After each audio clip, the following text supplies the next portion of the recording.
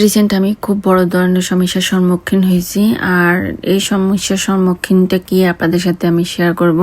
অবশ্যই আপনারা শুনবেন। আমার খুবই দুঃখের একটা বিষয়, এই বিষয়টা আমি শেয়ার করতে চাচ্ছি আপনাদের সাথে। আপনারা আমাকে মতামত দেবেন, আর আমার সাথে আমার কথার সাথে যাদের মিলবে অবশ্যই কমেন্ট করে জানাবেন। আগে বলে নিচ্ছি, আমি আজকে বের হয়েছি। আসসালামু আলাইকুম, সবাই কেমন আছেন? আশা করি সবাই ভালো আছেন। আমি আজকে বের হলাম, আর বের হইতে গিয়েছিলাম এক জায়গায়, হয়ে গেছে আর এক জায়গায়, তারপরে ওইখান থেকে আবার আর এক জায়গায় গিয়েছি। তো সেই জায়গার ভিডিওটা করতেছি, আর আমার সমস্যাটা কি সেটা বলবো। ফার্স্টে আমি প্ল্যান করলাম রাতের বেলা যে আমরা একটা জায়গায় ঘুরতে যাব। যেহেতু এখন সামার, আর জানেন তো আমার বড় ছেলের পা ভেঙে গেছে, তার জন্য আমি তেমন কোথাও যেতে পারতেছি না। আর খুব নিয়ার বাই কিছু জায়গাতে যাই ঘুরে, টুকটাক সময় পেলে আর কি, বা মুড ভালো থাকলে। আর এই জিনিসটা দেখাচ্ছি, আমি মনে হচ্ছে যে ঢাকার সিগন্যালের মধ্যে আমি পড়ছিলাম প্রায় এখানে 15 থেকে 20 মিনিট এই সিগন্যালে দাঁড়িয়ে আছি। জানি না, কোনো কিছুই নাই, লাইট নেই, কিছু নেই, বাট কেন জানি গাড়িগুলো সবগুলো দাঁড়িয়েছিল। তার মধ্যে আমি বয়স জবা দিতে গেছিলাম, গোলা উঠে পড়ছে। আর গোলার কারণে আমি বয়স দিতে পারি না, যখন দিয়েছি তখন এসে আবার উঠে পড়ে। তো আপনারা ইতিমধ্যে আমার এই ব্লগটা কিন্তু আমি রিলসগুলো দেখে ফেলছেন, তাই ভাবলাম আপনাদের সাথে একটু ছোট্ট আকারে ব্লগটা শেয়ার করি। তো এখানে সিগন্যালে দাঁড়িয়ে আছি, মনে হচ্ছে যে আমার ঢাকার ফিল। আমি এরকম ঢাকার মধ্যে গেলে সিগন্যালে দাঁড়িয়ে থাকে এক একটা সিগন্যাল 10-15 মিনিটের পরে। তো একজাক্টলি দেখেন, একদম সিগন্যালের উপরে আছি আমরা। তো ওই যে দেখেন কল্লা বের করে সবাই দেখতেছে কাহিনীটা কি। 10-15 মিনিট তো কখনো আমেরিকার মধ্যে এরকম ট্রাফিক থাকে না, ছেড়ে দেয়। বাট এটা সিগন্যাল কি ধরনের কি হয়েছে আমি নিজেও জানি না। গাড়ির পিছনে বসে বসে দেখতেছিলাম, অনেক ট্রাই করতেছিলাম। রেড লাইট জ্বলে তো আসেই, মানে এটা বন্ধ হচ্ছে না। পরে ফাইন্ড আউট করতে পারছি লাইটটা নষ্ট হয়ে গেছে। কাহিনীটা দেখেন। তারপরে হয়েছে ওই যে দেখেন আরেক মামা লাল পানি খেয়ে তার অবস্থা খারাপ, সেইখানে কি বলতেছে। এখানে আবার আসি, আবার সিগন্যালে পড়লাম। ওই যে সে কি দেখাচ্ছে, আমি একটু ট্রাই করতেছিলাম তাকে দেখানোর জন্য। আচ্ছা যাই হোক, আজকে যেখানে যাওয়ার কথা ছিল সেখানে তো আর যাওয়া হয়নি। তো হঠাৎ প্ল্যান হলো যে আমার মামা শ্বশুর অসুস্থ হয়ে পড়ছে, ওনাকে দেখতে যাবে আমার শ্বশুরবাড়ির লোকেরা সবাই, মানে আমার ননদ, তারপরে হলো যে যা আমার শাশুড়ি, আমার জামাই, সবাই। তো সেখানে যেতে যেতে প্রায় দুপুরের পরে হলো। তো সেখানে গিয়ে কিছুক্ষণ ছিলাম, প্রায় আধা ঘন্টার মতো।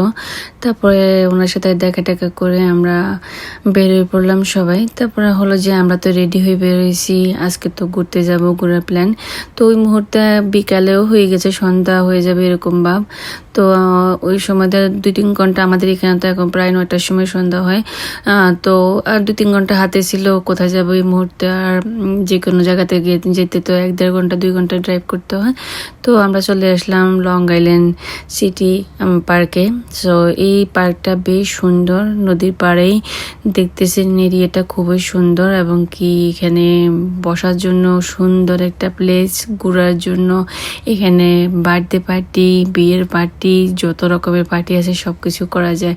প্লেসটা তো দেখতেছেন বিশাল, অনেক সুন্দর। আজকে যদিও আমি এই ব্লগটাতে সবগুলো জায়গাতে ঘুরতে পারিনি, যেহেতু আমার সাথে 2জন আছে, একজনের পা ভাঙা আর একজন আছে স্টলারে। তো যেহেতু আমরা ঘুরতে গেছি কিছুটা টাইম স্পেন্ড করার জন্য, বাচ্চাদেরকে নিয়ে সুন্দর করে কিছুক্ষণ কাটানোর জন্য। বোরিং একটা লাইফ আমাদের এখন কাটতেছে। সামার যাচ্ছে, এই সময় আমরা অনেক জায়গাতে আগে ঘুরতাম, এখন তো তেমন ঘুরতে পারি না বড়জনের জন্য। তো ওই সময়টা সুন্দর একটা সময় কাটানোর জন্য আর কি বিকেলে পার্কে গিয়ে বসা আর কি। আর করলো এখন খুব এক্সাইটেড বের হওয়ার জন্য। দেখতেছেন আমি ঘুরতে ঘুরতে দেখালাম এখানে এই পার্কটার সামনে ঢোকার আগেই কিন্তু অনেকগুলো ফুড ট্রাক আছে, আইসক্রিম, জুস বার, সব রকমের ফুড ট্রাক আছে। তারপরে সেই থেকে নামলে কিন্তু এখানে লং আইল্যান্ড লেখা। এই জায়গাটা এখানে কিন্তু একদম নদীর পাশেই কি সুন্দর করে সাঁকো করা বা ব্রিজ করা আছে, একদম মাথা পর্যন্ত ঘোরার জন্য সুন্দর একটা প্লেস। দেন ওইখান থেকে একটু সাইডে আসলে কিন্তু এখান থেকে আর একটা পার্ক। এই যে এখানে কি সুন্দর গাছগুলো, এখানে সবাই বসে আছে বিকালে। ওয়েদারটা তো এখন বেশ সুন্দর যাচ্ছে। ওই দিন কিন্তু তেমন গরম ছিল না, মাঝখানে আমাদের এখানে গত 2-3 দিন যেরকম গরম ছিল ওরকম না আর কি। তো আমি সবগুলো জায়গাতে ঘুরি নেই, আমি জাস্ট দেখাচ্ছিলাম আপনাদেরকে একটু। যারা এই পার্কটাতে যাননি, লং আইল্যান্ড সিটি পার্কটাতে আপনারা যাবেন, খুবই ভালো লাগে। আর এখানে বসে সুন্দর একটা সময় কাটানো যায়, আর রাতের বেলা আরও বেশি সুন্দর। এখানে রেস্টরুমেরও খুব সুন্দর ব্যবস্থা আছে, একদমই ঝামেলা ছাড়াই খুবই সুন্দর করে রেস্টরুম দেওয়া, পুরুষদের জন্য আলাদা, মহিলাদের জন্য আলাদা করে দেওয়া আছে। দেন হলো যে আমরা এখানে একটা বেডশিট বিছিয়ে তারপরে হলো যে আমাদের খাবার দাবার নিয়ে আসলাম, যেহেতু আমরা দুপুর লাঞ্চটা করিনি। তো সেক্ষেত্রে আমরা আসার সময় আমাদের বাসার পাশেই থেকে একটা রেস্টুরেন্ট আছে, ওই রেস্টুরেন্টটা থেকে আনলাম। তো যাই ওনারা বানিয়েছে আর কি, কখনো এই রেস্টুরেন্ট থেকে কেনা হয়নি। তো ফার্স্ট টাইম ওদের দোকান থেকে নিয়ে আসলাম, খাবার ভালোই ছিল। দেন এই লং আইল্যান্ড স্টেট পার্কটা কিন্তু আমার পাশেই, বেশি দূরে না, 20 থেকে 25 মিনিট ড্রাইভ করলে হয়ে যায়। আর হলো যে এটাতে প্রায় সময় আমরা আগে আসতাম, যদিও এখন আসা বন্ধ করে দিয়েছি, খুব কম আসি। লাস্ট টাইম আরও আসছিলাম গোল্লাকে নিয়ে, বাট এখন গোল্লাকে একটু মশা বের হলে শুধু মশা ধরে, আর বড়টাকে তো ধরেই, দুজনের মশার কামড় অত্যাচারে কিন্তু। আর আমরা এখন বেশি বিকালবেলা আসি না, এখানে রাতের বেলা খুব সুন্দর সুন্দর একটা ভিউ দেখা যায়, এবং কি ডে টাইমে খুব সুন্দর একটা ভিউ দেখা যায়। তো এখানে হলো যে আমরা খাবার দাবারগুলো খেয়ে দিয়ে, আমি তো ওই যে বললাম না বেশি ভিডিও করি নেই, একটু একটু করে নিলাম আর কি। খাবারগুলো আনতে আনতে একদম তেল তেল পরে কি অবস্থা, তো খুব সেফটিতে খেয়ে নিলাম আর কি। পেটও খুব ক্ষুধা ছিল। তো আমি এখানে আবার গোল্লাকে একটু সস খাওয়াচ্ছি, আপনাদের ভাইয়া গিয়েছিল আয়নের জন্য আইসক্রিম নিয়ে আসতে। তো আমি এখানে বসে বসে ভিউটা দেখতেছিলাম, আমার পিছনে ব্যাকগ্রাউন্ড ভিউটা দেখতেছেন কি যে সুন্দর, মানে কি যে সুন্দর একটা ভিউ। মানে এখানে যারা যান নেই তারা অবশ্যই যাবেন, এখানে গেলে মনটা মানে শান্তি হয়ে যায়। এত সুন্দর একটা প্লেস, অনেকগুলো জায়গা আছে এখানে ঘোরার জন্য। বিশাল নদীর এই মাথা থেকে ওই মাথা পর্যন্ত সাগরের, সো মানে পুরোটা জুড়ে এখানে সুন্দর একটা প্লেস করে দিয়েছে। আর এখানে বড় বড় বিল্ডিংগুলো দেখতে তো অনেক সুন্দর লাগে, যখন সানসেটটা হয় না তখন আরও বেশি সুন্দর লাগে। দেখতেছিলেন আমরা একদমই বিকাল টাইমে হয়ে গেছি, মশা কি উড়া উড়ে উঠতেছে, আর এখান থেকে আমানকে মশা কামড় দিছে, আয়নকে মশা কামড় দিছে। মানে তাদের দুজনকে নিয়ে আসি এক জ্বালায়, বের হলে এক বিপদ, না বের হলে আরেক বিপদ। আর আমি যে সমস্যাটা আসছি সেই সমস্যাটার কথা বলতেছি। আমি যখনই আপনারা ভিডিও লাস্টে দেখছেন, আমি ক্যামেরাতে অন করে মানে ভিডিও যে করবো সেই মুড নিয়ে ক্যামেরা অন করার সাথে সাথে আমি দেখতেছি আমার আইল্যাশ প্রবলেম দেখা দিচ্ছে, আইলাইনার বাঁকা হয়ে গেছে। কারণ আমি এখন বাসাতেই রেডি হতে পারি না ভালো করে, আমি গাড়িতে বসে রেডি হই। বিশেষ করেন গাড়িতে বসে রেডি হলে তারপর ভালো আছে, আমি বাসাতে রেডি হতে গেলে এত জটপট করে রেডি হতে হয়, দিদি গোল্লা কান্না করে গোল্লা ধরে আবার যে রেডি হয়, আবার ধরে আবার রেডি হয়। কিন্তু যে সময় আমি চাই না আমার মেকআপটা একটু সুন্দর হোক, সেই সময় সুন্দর হয়।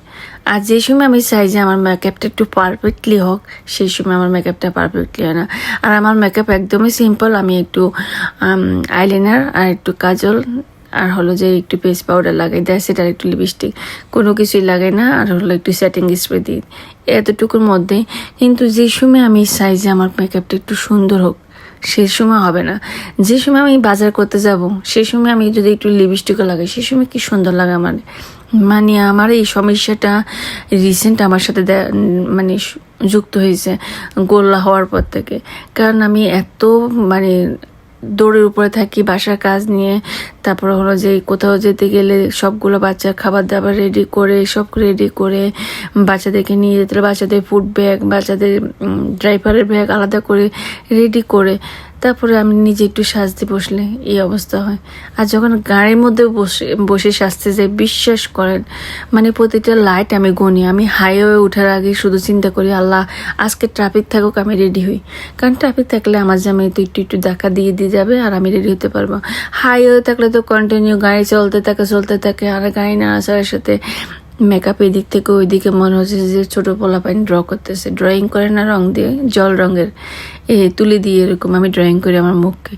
তো আমি গাড়িতে বসে কি ভিউ দেখবো, আমি শুধু ওই মেকআপের মধ্যে থাকি। মানে একটু করতে গেলে গাড়ি নাড়া দেয়, তো ওইটা দেখা যায় যে মেসি হয়ে গেছে, তো ওইটা মুছতে মানে আমি বাসা থেকে বের হয়ে রেডি স্টার্ট হই, যেখানে যাবো 1-1.5 ঘন্টা 2 ঘন্টা, সেই জায়গা পর্যন্ত আমার মেকআপ শেষ হয়। তারপরে ব্যাগটা নিয়ে গাড়ি থেকে বের হই, তারপর পোলাপান নিয়ে যুদ্ধ। ক্যামেরার পিছনে কি যে যুদ্ধ আমার হয়, কিন্তু ক্যামেরার সামনে এই যে এরকম করে আমি ভিডিও বানাই।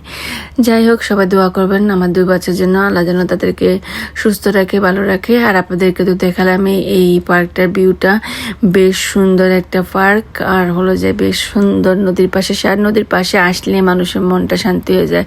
আর এরকম শীতল একটা ঢেউ, তারপর সানসেট, আর ওই যে দেখেন কি সুন্দর সুন্দর সিট দেওয়া। আমার পিছনের গাছটার উপরে মানে বসার জন্য বসছি। দেন আমার লেফট সাইডে অনেক জায়গা আছে গ্যাপে গ্যাপে। তারপর রাইট সাইডে এখানে কিন্তু বাচ্চাদের জন্য অনেক বিশাল একটা পার্ক আছে, বাচ্চারা বাচ্চাদের মতো খেলতে পারে। তারপরে সুইঙ্গের জন্য খুব সুন্দর সুন্দর দোলনা আছে, মানে অসাধারণ একটা পার্ক। তো এখানে বসে আমরা সবাই মিলে আইসক্রিমটাও খেয়েছিলাম। দেন এখানে একটু সুন্দর করে পিকচার ভিডিও নিলাম, আপনাদেরকে তো রিলসের মাধ্যমে দেখিয়ে দিলাম। এখানে বেশি সুন্দর লাগে, ওই যে পিছনে একটা পেপসি কোলার সাইন আছে, ওই সাইনটা বেশি ভালো লাগে। দেন পিছনে আর একটা ব্রিজ আছে, ওই ব্রিজটার ভিউটা আরও বেশি সুন্দর। ওইখান দিয়ে কিন্তু আবার একটা ইয়ে আছে, বোট রাইড করার জন্য ওইখানে একটা স্টেশন আছে। ওইখান থেকে আপনারা চাইলে এখান থেকে কিন্তু এই নদীটা ঘুরতে পারবেন ওই বোটগুলো দিয়ে। সো এখান থেকেও কিন্তু উঠা যায়। আবার দেখা যায় ডাম্বো ব্রিজের নিচেও, ব্রুকলিন ব্রিজের নিচেও ডাম্বো পার্ক থেকেও উঠা যায়, অনেকগুলো সাইড থেকে উঠা যায় বোট রাইড করার জন্য। দেন হলো যে আমি আপনাদেরকে দেখাচ্ছি এই সুন্দর সুন্দর ভিউগুলো, কত সুন্দর দেখতেছেন, মনটা ভরে যাচ্ছে এরকম সুন্দর দেওয়া। আর এখানে বিকালবেলা অনেকেই বোট রাইড করে। আর এই বিকালবেলায় আমরা আগে অনেক বেশি ঘুরতে আসতাম, আমি আর আপনাদের ভাইয়া। এখানে আমাদের অনেক স্মৃতি জড়ানো আছে, আমরা অনেক এনজয় করতাম। তারপর আয়ানকে নিয়ে অনেকবার আসছি এখানে। আমরা সামার আসলেই বিকালে এখানে আসি প্রায় সময় আমাদের ছুটির দিনগুলোতে। আর এই টাইপের এই বোটগুলো আমাদের দেশে নোয়াখালীর ভাষা বলতো কোষা নৌকা। দেখেন এই লোকটা কি সাহস, বিকালে কিন্তু পানির জোয়ার অনেক বেশি আসে, চিকন একটা নৌকার মধ্যে মাঝখানে একটু মানে ফাঁকা জায়গায় ওই লোকটা বসে আছে, আর সেই ফিশিং করতেছে। আর পাশে দিয়ে সেই নৌকা চালাচ্ছে একা একা, আর বৃদ্ধ অনেক বয়স। আর এই টাইপের বোটগুলো কিন্তু আপনারা এই সিটি পার্কটা থেকে রাইড করতে পারবেন। আর চাইলে আপনারা যে কোনো জায়গায় ট্রানজিট নিতে পারবেন। এটা একটু আগে 50 ছিল, এখন কত করে আমি জানি না। ইনশাল্লাহ হয়তো বা নেক্সট উইকে আবার যাব আমরা, তখন আবার উঠবো। এটা ডাম্বো ব্রিজের নিচেও কিন্তু ট্রানজিট নেয়। তারপরে হলো যে আবার আপনারা স্টেট আইল্যান্ডেও যেতে পারেন। আমরা এখন চলে যাচ্ছিলাম, আর যাওয়ার সময় ভিউটা দেখাচ্ছিলাম। এখানে কিন্তু কি বড় বট গাছটার নিচে, বট গাছ নাকি একটা গাছ আছে, এখানেও কিন্তু বসার জায়গা খুব সুন্দর করে দেওয়া আছে, সিট করে দেওয়া আছে, একদম পানির সাথে সিট করে দেওয়া আছে। আর এই যে দেখেন, লাইফ ইজ বিউটিফুল, তাই না? আসলে মানুষের লাইফে কখন কি হয় সেটা তো আর বলা যায় না। আর হলো যে একজনে চালাচ্ছে বড়জনকে, আমি চালাচ্ছি ছোটজনকে। আমার পিছনের ভিউটা দেখেন না কি সুন্দর, এখানে সবগুলো অনেক বড় বড় বিল্ডিং। আর লাস্ট ইয়ারে সামারে আমি যখন আসছিলাম এখানে আসার পর আমার একটা জিনিস হারিয়ে গিয়েছিল।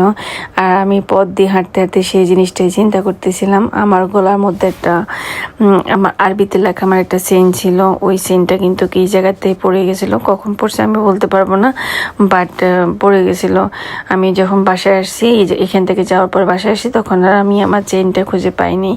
তারপরে আর আমার আসা হয়নি। আর এটাতে হয়তো বা কেউ নিয়ে গেছিলো, ওইটাতে প্রায় কত বলবো 18 ক্যারেট গোল্ডে ছিল এই জিনিসটা, আর আরবি লেখা ছিল আমার নাম।